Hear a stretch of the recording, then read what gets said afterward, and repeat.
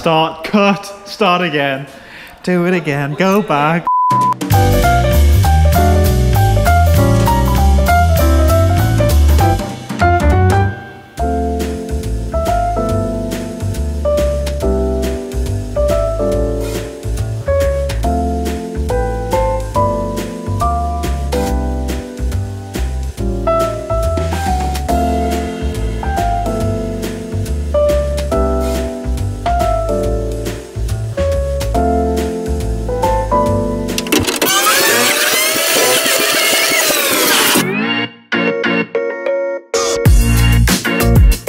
Back in July of last year, I got a call from John at Perry Phillips. He was looking to purchase a property over in Highley, something they've been looking to do for many years. They have a lot of families over in Highley, so that's kind of been the main design brief around that. We were quite excited. This is the 4th project we've done for Perry Phillips now. We love it because we get to work with high-end materials. So if you'd like me to give you a quick look around the outside, show you what we were doing. So when we first designed what we were going to do here, it was a very modern design at first. But when we took the render off the walls, there was this beautiful brickwork and stonework lintels hiding behind. So that was able to give us a period style to work to. From doing history and listening to the locals, because this is a mining village, they actually made the mortar using the coal dust.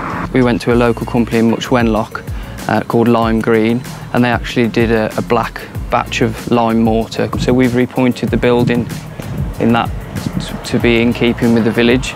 And then the 2 lintels at the top here, we've had one made at the bottom to match with Perry Phillips established dating. So this is Richard Neville, he's our specialist joiner. That was one of the beams from the house. So we thought it'd be nice to use it as a bit of a feature in here. We've got another one as well. We haven't quite decided where we're going to use it, but as the project sort of comes a bit closer to finishing it, we'll probably decide a nice little area for it to go.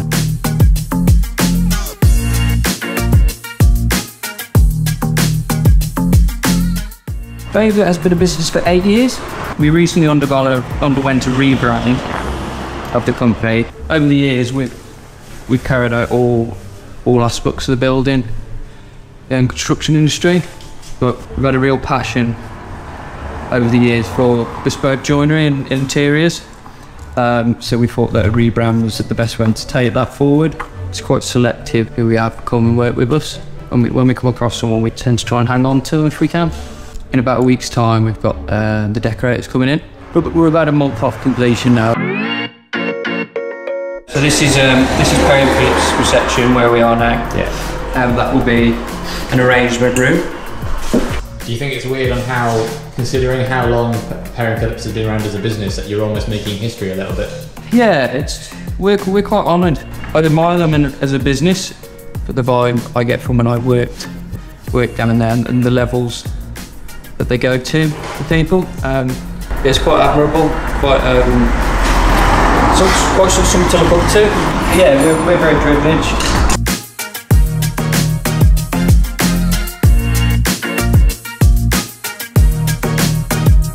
We're having a nice oak handrail here with pewter brackets and end caps. So I just need to make a nice oak back to mount the handrail on. I'm just going to cut this up roughly first to what I want it to be. I'm happy with that width to go on the wall. I just need it to be about 20 millimetres. So I'm just going to run this through the table saw here.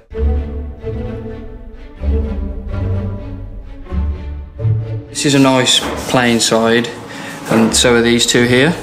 So we just want to get this nice and square and smooth now.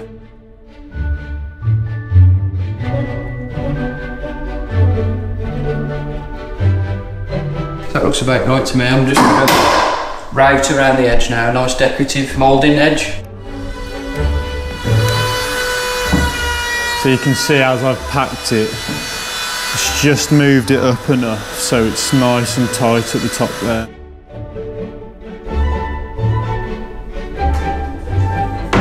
Just doing a tester piece there, just to see if I'm happy with the profile. Yes, I'm just rating this up now.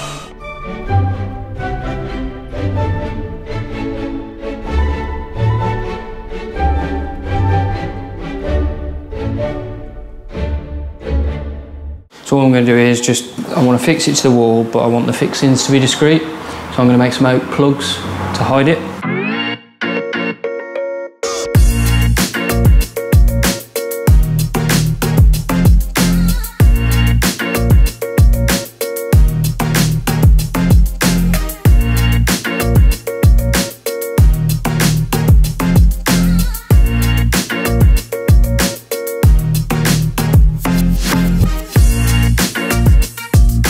This will be a chapel of rest with a nice set of oak glazed doors here to let light in.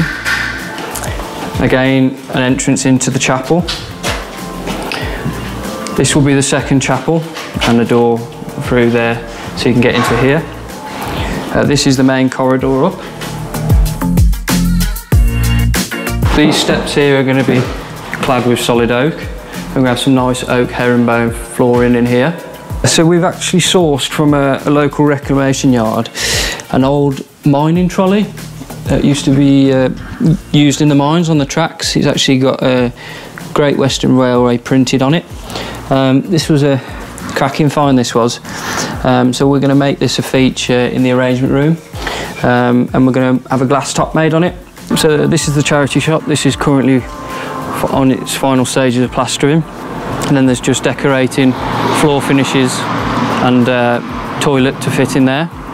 There's just the external rendering to finish here and fascia boards and decorating. We're waiting on some nice black metal and hardwood gates to go here to finish it off. Phil's just finalising the brickwork there now, pointing.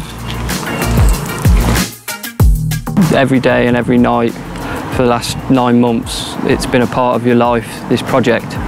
When it finally comes to an end, it's quite strange, especially when we work in people's houses and you get to know customers as well. So yeah, it's quite bizarre when you actually leave. The main phase we're hoping to have finished in around a month's time.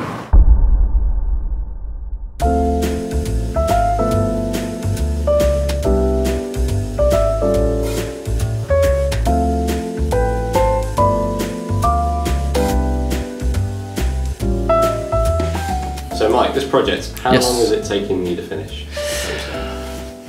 I'd say on and off around 18 months. Throughout the whole time we've been working here, obviously we've got to know the locals, and they're really glad that the work's been done.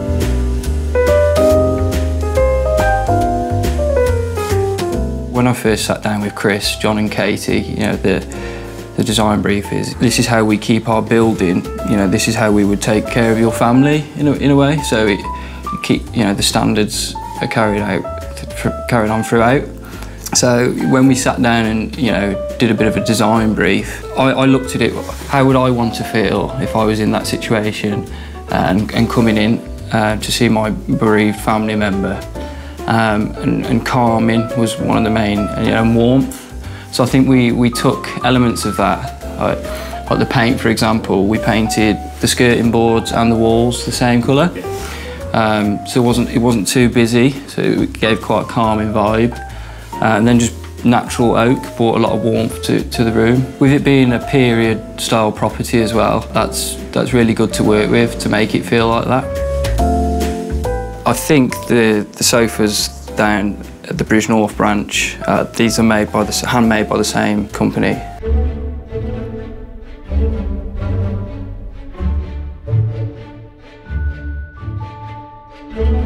Obviously we've got pewter brackets and end caps, which gives it a bit of a period feel to match the building. But that actual piece of oak there was from an old window frame that we managed to salvage.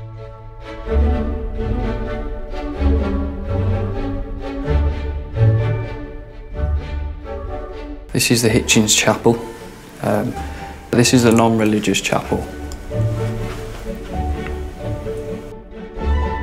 We installed dimmer lighting in here and ceiling speakers, so it's the family wish to have their loved ones' favourite music playing when they come to visit them.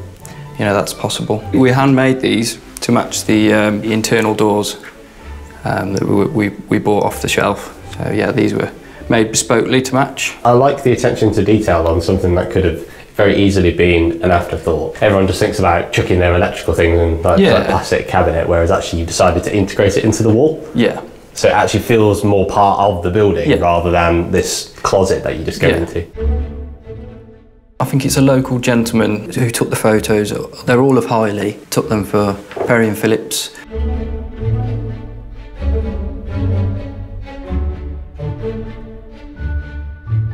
This is the mortuary. Again, when I sat down with Chris, John and Katie, the standard of this room must be as good as the reception. It's got high-tech fittings, lights, extraction, hygiene boards to maintain cleanliness, stainless steel throughout. I'm very, very pleased with this room, very pleased. It's pristine, yeah.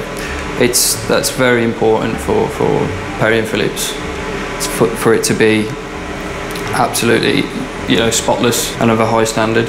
We would usually buy an embalming sink and a sluice and a hand basin, all separate. Yeah. But we found a company that incorporated all three of those into one unit. But unfortunately, their off-the-shelf size came to here. But we contacted them and they kindly made it 200mm smaller to allow passage through with the trolley.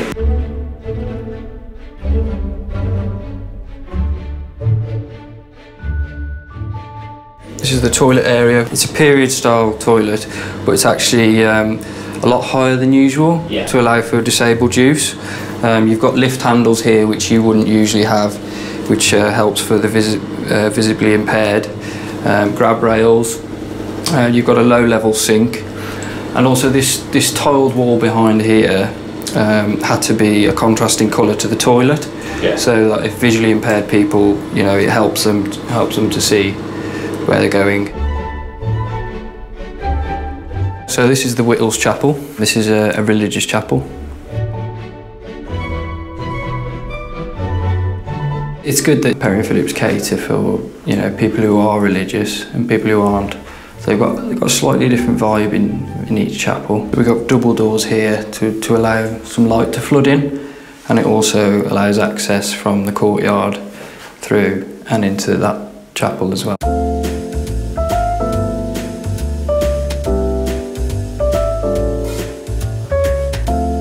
So this building is called Cowley House. That is named after, unfortunately, the late Mr. Robert Cowley. I recall a couple of years ago when Perry Phillips were interested in the building, he kindly showed us round his house, which was the cottage. During the build process, he did often pop in and see me, and I showed him and his wife round, and you know, they were amazed at what had been done. Obviously, you know, quite emotional for them because it was their family home as well. So, you know, we had to take the utmost respect there. Just after completion, unfortunately Mr. Cowley passed away, and he was he's the first person to have a funeral here, which I genuinely believe that's kind of written in the stars, isn't it really?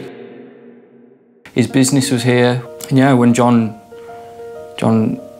mentioned the news of the passing of Mr. Cowley, I was like blown away, and for him to be the first person to have a funeral here. I've had a construction background ever since I was 13, 14. You could actually take construction as a lesson in years 10, 11. So that's kind of how I got into construction. I didn't really want to be at school, if I'm honest. I was more of a hands-on person. So I left school and I went to work for my uncle. I set up on my own when I was 22. I'm 30 now, I've turned 30, so yeah, I've had a lot of experience. We used to trade as MGL Construction, which is my initials, but for a long time I wanted to stand out from the crowd. So, you know, you see a lot of companies with initials, and I wanted something that stuck in your back of your mind, like, oh, they've done that. So yeah, it was a long process, rebranding the company. It took me about 18 months to try and come up with a new name. My sister, who's in graphic design, unfortunately she had to bear the brunt of all my ideas, and we came up with the name Faber, which is a Latin name. It derives from the word craftsman, artisan and maker, so it's a bit of a mix between the three words. You'll see on our vehicles there's no phone number. I just wanted it to look professional when we turn up.